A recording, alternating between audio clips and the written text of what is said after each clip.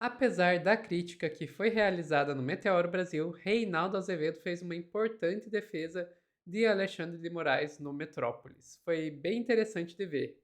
Vamos assistir aqui junto do Pedro Zambarda no plantão do Meteoro.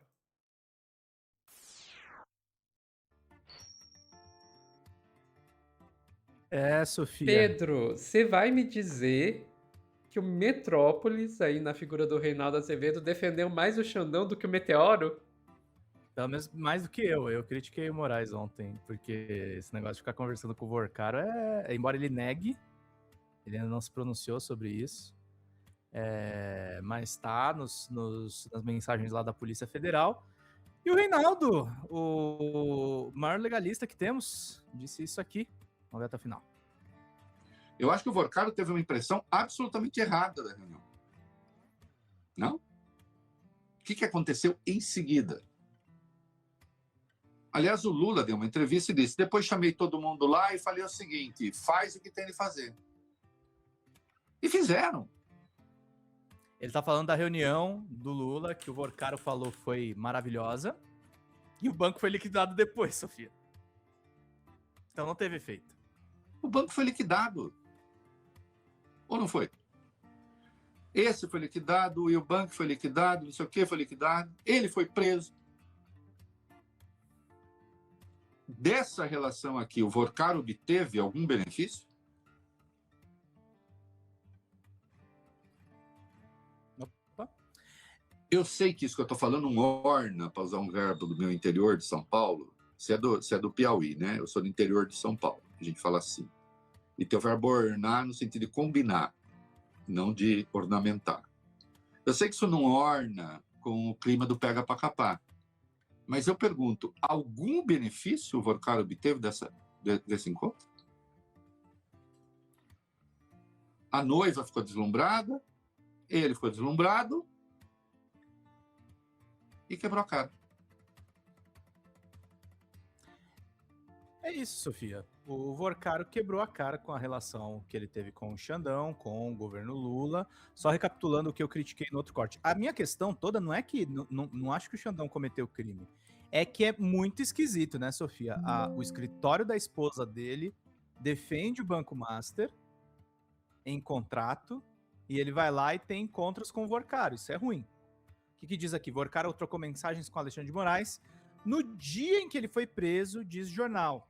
Outro lado, o ministro afirma que não recebeu essas mensagens referidas na reportagem e fala em ilação mentirosa. Alguma novidade? Conseguiu ter notícia ou bloquear, diz um dos textos enviados pelo então banqueiro.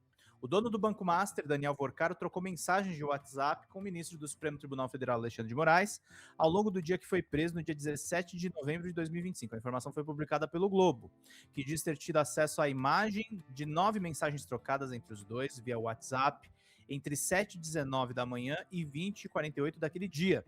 Nas conversas, relata o jornal, a partir de dados obtidos do celular do executivo, o então banqueiro narra negociações para tentar salvar o Master, faz referência a tratativas com a financeira Fictor, cujo acordo seria anunciado mais na tarde daquele dia. Estou tentando antecipar os investidores e tenho chances de conseguir assinar e anunciar ainda hoje uma parte, disse Vorcaro em um dos textos enviados. De acordo com a imagem obtida pelo jornal, Moraes responde à mensagem por meio de uma imagem que desaparece automaticamente após ser vista, a mensagem de visualização única. Os textos são escritos em bloco de notas, depois transformados em print e enviados no formato instantâneo. Depois, durante a tarde, Vorcaro confirmou o suposto acordo com a Fictor às 17h22. Fiz aquela correria aqui para tentar salvar, fiz o que deu, vou anunciar parte da transação, disse. Naquele momento, um comunicado sobre a transação foi à imprensa. Os dados obtidos pelo Globo indicam que Moraes respondia às mensagens. Em uma das respostas, o então banqueiro aparentemente esclarece uma dúvida do ministro, seria melhor na sexta com os gringos, mas foi o que deu para fazer dentro da situação. O comunicado da oferta da Fictor pelo Master tinha a indicação de que o negócio teria participação de consórcio dos Emirados Árabes, mas a identidade dos investidores nunca foi revelada. Procurado pela reportagem, a assessoria de Moraes diz que ele não recebeu essas mensagens referidas na matéria. Trata-se de uma ilação mentirosa no sentido, novamente, de atacar o Supremo Tribunal Federal, diz ele. 2 vezes Vorcaro cobra atualizações de Moraes sem especificar qual assunto se refere, segundo o Globo. Alguma novidade? Conseguiu ter notícia ou bloquear? Diz uma das mensagens enviadas 17h26, segundo a reportagem. Na quebra de sigilo de Vorcaro enviada à CPMI do INSS, há uma mesma frase escrita num bloco de notas, printado pelo ex-banqueiro. A data do arquivo é 17 de novembro. De acordo com o Globo, Moraes respondeu com prints instantâneos. Vorcaro foi preso pela Polícia Federal na noite daquela segunda-feira no aeroporto de Guarulhos, em São Paulo, quando se preparava para embarcar em um voo para o exterior. Além dessa matéria, estão saindo várias, tá, gente? Porque são desses vazamentos.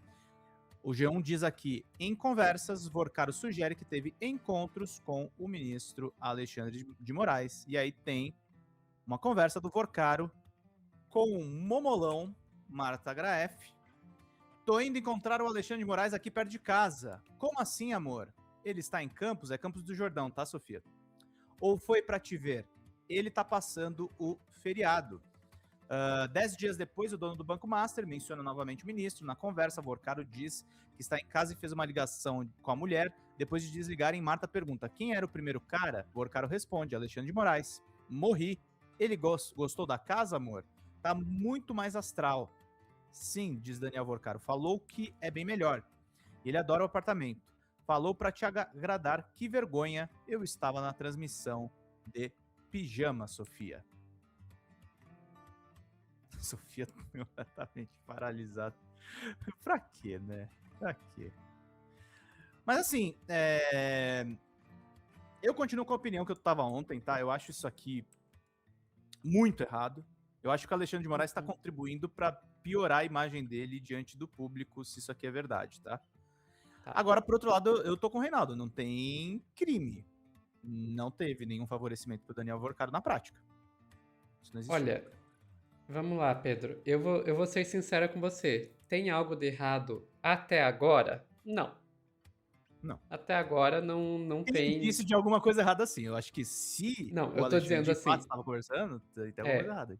Não, concordo. Mas eu digo, até agora tem algum crime, alguma coisa que possa causar algum dano, seja um impeachment do Xandão ou que possa prejudicar o caso contra o Vorcaro? Até agora eu não vi nada. Coloco a mão no fogo? Não. Porque tem esse até agora. A gente não sabe o que mais que pode sair. E eu acho que a esquerda, ela cometeu um erro. E você sabe o que eu vou dizer. Eu tava comentando isso com a Ana no nosso grupo no grupo do WhatsApp da redação hoje à tarde.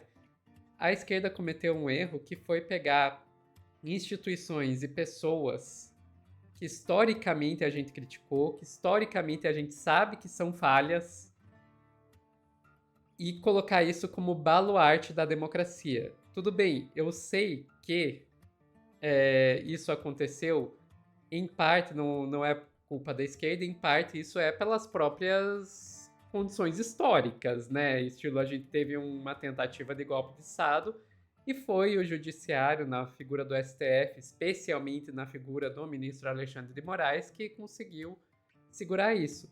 Mas a esquerda pegou e abraçou isso e transformou Alexandre de Moraes, o Xandão, é um herói. É um herói. E o STF é o garantidor da democracia. Como se não fizesse coisa de menos de 10 anos que a gente estava dizendo que o Alexandre de Moraes era um golpista, porque era um ministro que tinha sido indicado pelo presidente golpista, né? Como se a esquerda historicamente não reclamasse das decisões da justiça burguesa, cujo o mais alto grau é o STF, sabe? E daí agora a gente fica nessa situação que uma instituição que claramente é falha e claramente precisava ser reformada, que é o STF, uma pessoa que claramente não é uma pessoa de esquerda e que tem várias decisões problemáticas, especialmente quando entra na questão trabalhista, na questão indígena, como Alexandre de Moraes, e a gente fica numa posição de tendo que defender essa pessoa diante de situações suspeitas, no momento são apenas suspeitas, caso contrário a democracia brasileira cai. Tipo, sério, eu quero muito voltar a ser eu criticando o STF, ser eu criticando Alexandre de Moraes, eu não quero ficar nessa posição de ter que defender, porque eu digo e repito, eu não coloco a mão no fogo. Vou Uhum. colocar a mão do fogo pelo Xandão, no caso Master? Não vou. Não vou. Nem ferrando. Nem ferrando. Dito Mas isso, aí, até agora sim, não tem nada. sim. Mas aí eu vou te fazer uma provocação, Sofia. Quem é responsável por a gente estar nessa pindaíba? Eu não tô tirando Maior. totalmente a nossa. Não tô tirando totalmente a nossa culpa. A gente fez uma escolha quando a gente se ancora no Supremo, e o Supremo não é nada confiável. Mas quem não jogou nisso foi a extrema-direita. Claro, foi a extrema-direita, eu concordo com você, foi a extrema-direita, mas a maneira com que. O que eu digo é que a esquerda, ela contribuiu com a personalização, Claro, sabe? não, Com não, elegeu o relação a. herói, né? Sabe? Contribuiu do Super Xandão e tudo mais. Uhum. E eu diria que ficou um pouco. Até confortável, sabe? Não se preocupa com isso aí que o Supremo resolve. Quantas vezes você já ouviu em termos de projetos de lei absurdos que estão tramitando, situações absurdas como das emendas? Não. Nós no legislativo ou mesmo no executivo não vamos nos preocupar com isso. Deixa que o Supremo resolve, sabe? Eu diria que a esquerda se folgou demais nesse sentido também. E se tem um bom momento pra gente fazer essa autocrítica, É agora. é agora. Agora. Porque se a gente continuar se ancorando no STF pra ser o grande baluarte da democracia brasileira, a gente vai quebrar a cara. Cedo ou tarde a gente vai quebrar a cara. Eu acho que uma coisa que a gente tem que fazer, do nosso ponto de vista, não dá pra confiar cegamente em heróis, primeira coisa. E coisa número 2, e aí também eu vou fazer. Aí eu vou criticar as pessoas que criticaram o Supremo. Gente, eu avisei. E eu não tô fazendo julgamento moral, tá? Não tinha nada no negócio do Toffoli. Era pornográfico o resort? Era. Mas eu não sei se melhorou a gente jogar a relatoria pro André Mendonça, gente. Olha, vamos e convenhamos. O Toffoli estava sentado em cima de uma ameaça de morte a um jornalista e não fez nada. Mendonça agiu. Não, Mendonça vazou. Eu não sei se o Toffoli não agiu. Tava em sigilo, eu não sei. Isso é uma dúvida. Isso é uma dúvida, entendeu? Justo. Eu não tô falando que o Toffoli agiu certo, tá, gente? Eu estou dizendo. Mas, Duvidem. mas ele não decretou a prisão do Vorcaro. Não. A prisão preventiva Não, do Vorcaro. não. O Mendonça decretou. Quem agiu, de fato, para impedir Mendonça. que a empregada fosse moída, que o Lauro Jardim tivesse os dentes quebrados, etc. Foi o Mendonça, não foi o Toffoli. Sim. Então acho que o Mendonça já fez mais que o Toffoli. Agora eu vou apanhar, porque eu tô defendendo aqui André Mendonça, terrivelmente evangélico. Isso é realmente um debate, assim. A gente vai terminar aqui, ó. 2 coisas. O Rafael falou, falta informação, é isso? Sim. Isso. Ponto 1. Isso é fato. Isso é uma coisa que eu e a Sofia vamos concordar. E 2, o Vitor falou, Toffoli não ia fazer nada. Eu não sei, gente, porque lembra o Will Bank, que é o braço do Banco Master, que estava ligado à Globo? Não, ele não tinha sido liquidado e o Toffoli decretou. Do ponto de vista da liquidação, Sofia, nada foi parado. O que ele fez de controvérsia, e aí eu concordo com você, foi aquela briga lá com a PF, em torno das provas. Lacrar as provas, não lacrar as provas, aquilo lá foi esquisita. Mas a gente não sabe, gente, essa é a questão. O Pedro Serrano tem uma postura um pouco ortodoxa sobre isso, que ele é um constitucionalista bastante... Ele acha que todas as investigações deveriam rolar em sigilo e a gente deveria saber só no final. Então a gente não sabe exatamente o que aconteceu. Perfeito. Ficamos por aqui, Pedro? Ficamos, que essa discussão é longa. Nossa, nem me fale. Pessoal que está assistindo ao vivo, não saiam daí que a gente já volta com mais notícias aqui no Plantão do Meteoro.